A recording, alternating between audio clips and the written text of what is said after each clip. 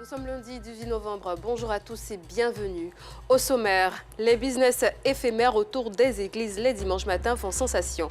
Ces petits marchés proposent des encas, mais aussi des ingrédients de cuisine aux fidèles chrétiens qui sortent de la messe. Vous le verrez dans quelques instants. Au Sénégal, hier dimanche 17 novembre, plus de 7 millions de Sénégalais se sont rendus aux urnes dans le cadre des législatives anticipées. Quelques heures après la fermeture des bureaux de vote, le porte-parole du gouvernement a revendiqué une large victoire de son parti. Merci de suivre l'information sur RTI 2. Le dimanche est le jour du Seigneur pour les fidèles chrétiens, le jour d'adoration de Dieu. Et le dimanche est également une occasion pour certains commerçants aux alentours des églises de faire de bonnes affaires. On y trouve toutes sortes d'ingrédients pour faire la cuisine. La messe terminée, certains fidèles font directement leur marché. Le constat de notre équipe de reportage conduite par Laurence Kakra et Kadebachila.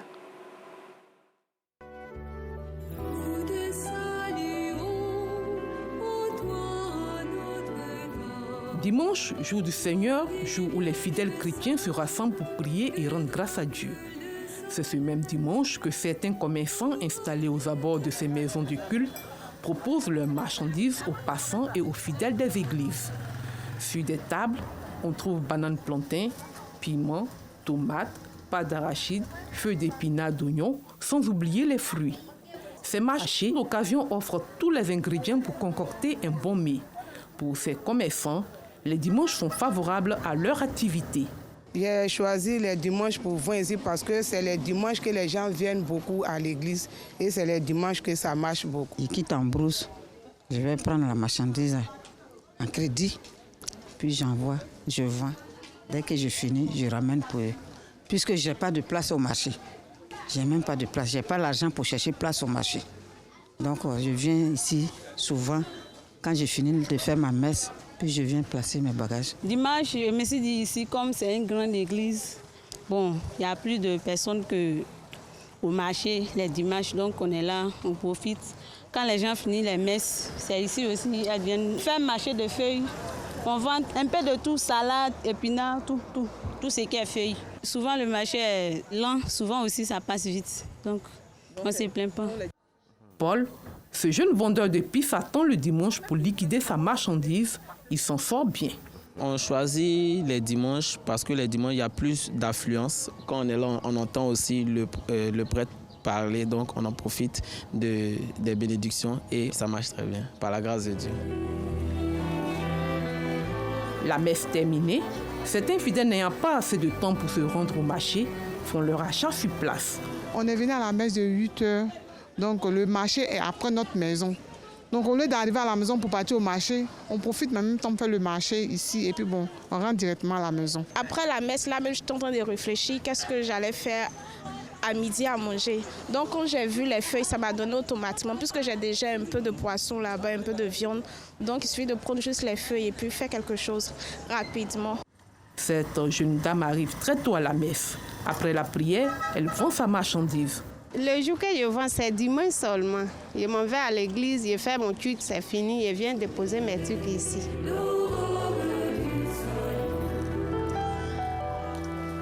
Les activités commerciales autour des églises sont une aubaine pour commerçants et certains fidèles. Bien que le dimanche est considéré comme le jour de repos par excellence,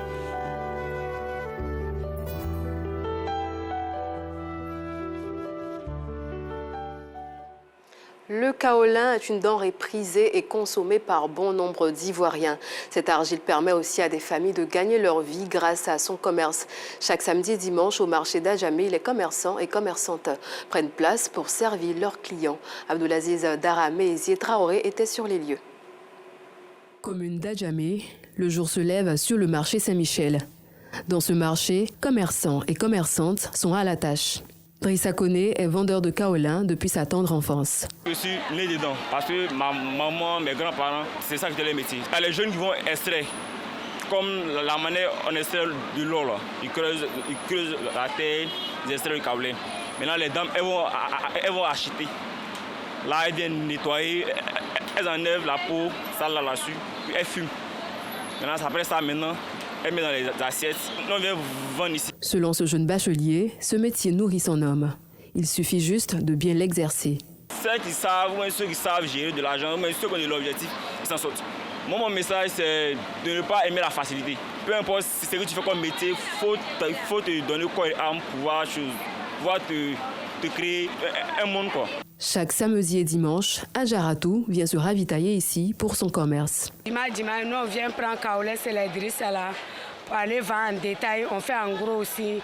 Les femmes enceintes maillent, les garçons maillent, les femmes prennent poudre là pour aller griller, arracher. En tout cas, ça marche.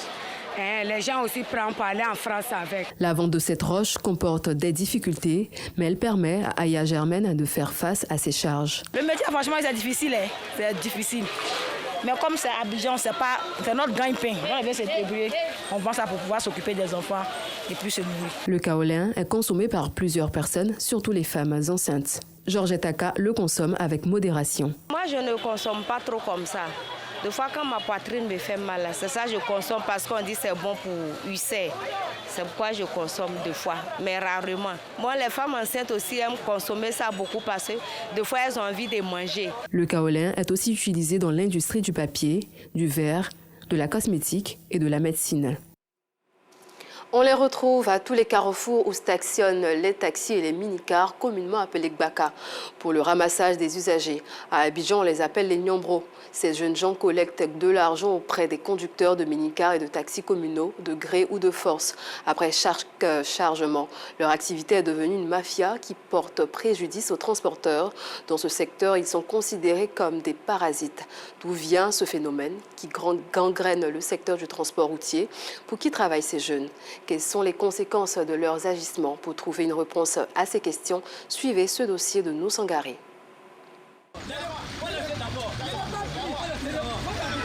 Des échauffourées entre l'apprenti de ce minicar et ce jeune chargeur. Nous sommes dans la commune de Yopougon, dans le nord d'Abidjan. Mais si tu n'as plus passé, papa, il n'a pas pris passé. Il sait mon coup. Il n'a pas laissé. Il a serré mon coup. Il n'a pas pris. Je m'explique. Il m'a signalé. Il n'est pas garé. Il n'est pas garé. Moi, je suis un intellectuel. Il n'est pas garé. Tu vois, non? Lui, il partait. Là, il lui a dit, il a coupé. Il vient, il enlève le fauteuil. Il a dit non, il n'a pas pris passé. Il sait mon coup. Il vient stationner sur la route pour prendre un client. Quand chose à dire, s'il pourrait jusqu'ici, là, on ne doit pas garer sur la route pour prendre un client. Si je prends un client, il faut aller bien garer devant pour prendre un client. Il vient garer là pour venir prendre un client. Puis on enlève son fauteuil et stationner. Ici, c'est la ligne. Après un moment de vifs échanges, les deux protagonistes finissent par s'accorder.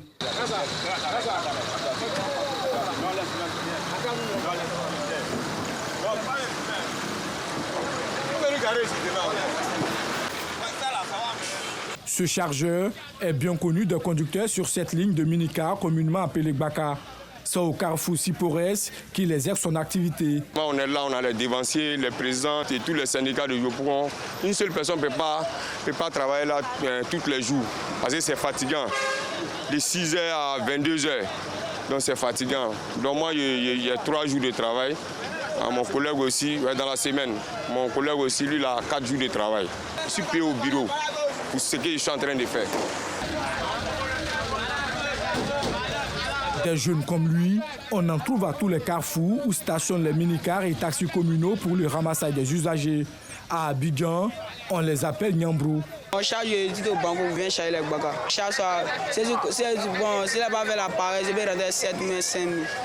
Ces jeunes obligent les conducteurs à leur verser de l'argent après chaque chargement.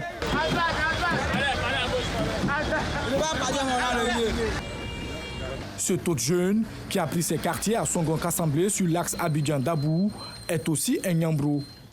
L'argent, ça sent donc quand tu prends passer, tu dois payer. Il ne pas beaucoup, ça dépend des passagers, le nombre de passagers qu'il prend. Son mode opératoire pour se faire payer la violence, rien que la violence.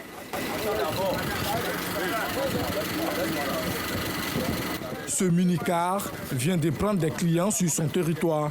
Pas question pour lui de ne pas être payé.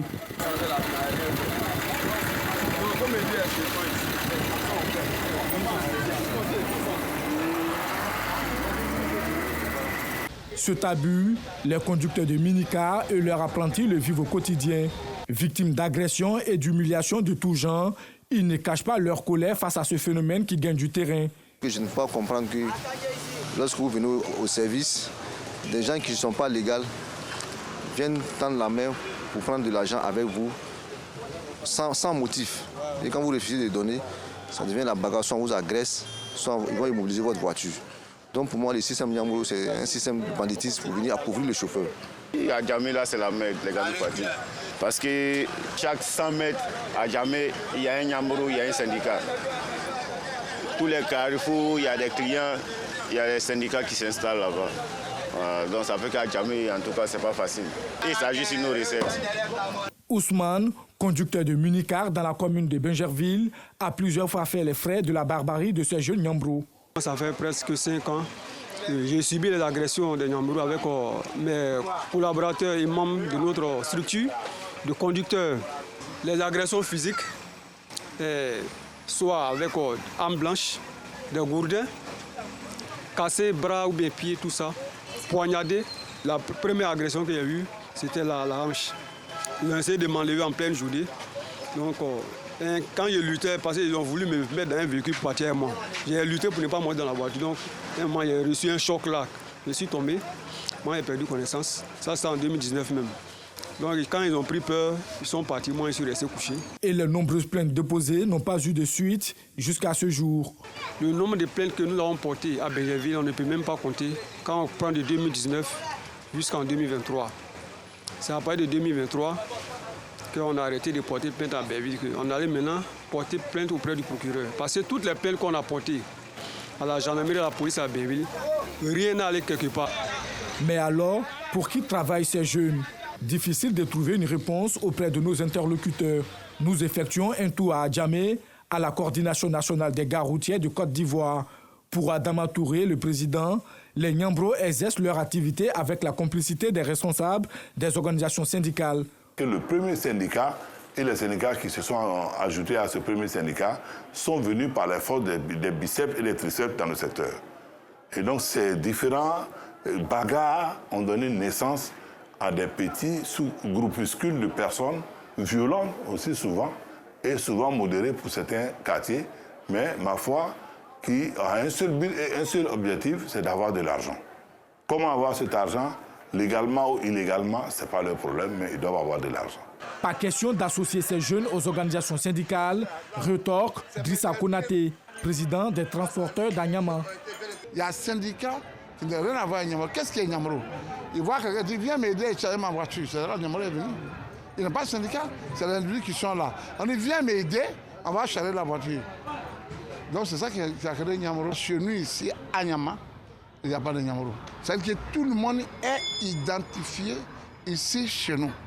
Que ce soit au niveau des motos, que ce soit au niveau des gros camions, que ce soit au niveau des minicars, en tout cas même les cars, et tous les travailleurs sont identifiés. Dans le secteur, plus de 300 organisations syndicales y travaillent. Selon une étude menée par la Banque mondiale en collaboration avec la Coordination nationale des gares routières, ce sont des millions de francs CFA qui sont prélevés quotidiennement aux transporteurs par ces organisations. Les gens croient que le syndicalisme est basé seulement sur la vente des tickets. La vente des tickets n'est pas importante parce que vous vendez un ticket par jour.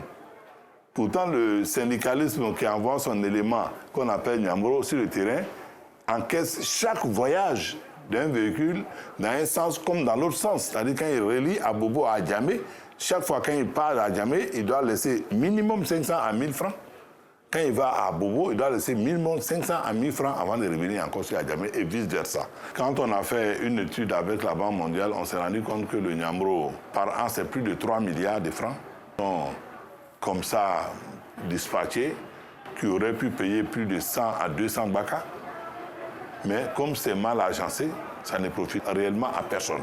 Pourquoi ces jeunes continuent de prendre illégalement des sommes journalières aux chauffeurs de transport en commun sans être inquiétés? Que fait la tutelle pour endiguer le phénomène? Des interrogations qui nous conduisent à la Direction générale des transports terrestres et de la circulation. Ouma Sako en est le premier responsable. Nos lois interdisent que les citoyens usent de la force pour obtenir quoi que ce soit. Donc ça, déjà, c'est une question de sécurité intérieure. Nous, en tant que tutelle du transport, en tant qu'administration, les interlocuteurs que nous avons sur le terrain sont bien connus. Il y a le Haut Conseil des transporteurs, il y a les syndicats. des transporteurs, des syndicats des chauffeurs autres, les Nyambro ne sont pas reconnus au sein du ministère comme étant des interlocuteurs. Mais comme je le dis, c'est un phénomène, c'est factuel, nous constatons. Et il y a des mesures que nous sommes aujourd'hui en train de prendre de sorte à ce que ce phénomène-là soit endigué. Vous voyez qu'aujourd'hui, l'État de Côte d'Ivoire, par le trébuchement du ministère des Transports, a lancé un vaste chantier. Vous allez voir que la nature de la mobilité urbaine dans le Grand Abidjan va changer, avec le métro, avec le BRT, bus à transit rapide. Et dans ce projet-là, il est question de former et d'orienter ces jeunes vers d'autres horizons, de sorte à ce qu'on puisse avoir un écosystème qui puisse profiter à tout le monde. Le secteur du transport routier est un domaine qui rapporte beaucoup d'argent à ses acteurs. Et comme tout business informel, on y trouve des brebis galeuses. Dans les transports routiers, ces jeunes Nyambro sont considérés comme des parasites. Comme annoncé dans les titres, au Sénégal, le PASTEF, parti au pouvoir, est arrivé en tête dans les élections législatives anticipées dans la majorité des centres de vote, selon les médias locaux qui le proclament vainqueur. Cependant, les premiers résultats officiels provisoires seront annoncés demain mardi 19 novembre. En jeu, 165 sièges de députés. Nous terminons avec une bonne nouvelle pour les fidèles téléspectateurs de RTI2. Votre émission préférée, Madame, Monsieur, bonsoir, fait sa grande rentrée ce soir après le journal télévisé de 19h30. Suivons ensemble un extrait proposé par l'équipe de production dédiée à l'émission.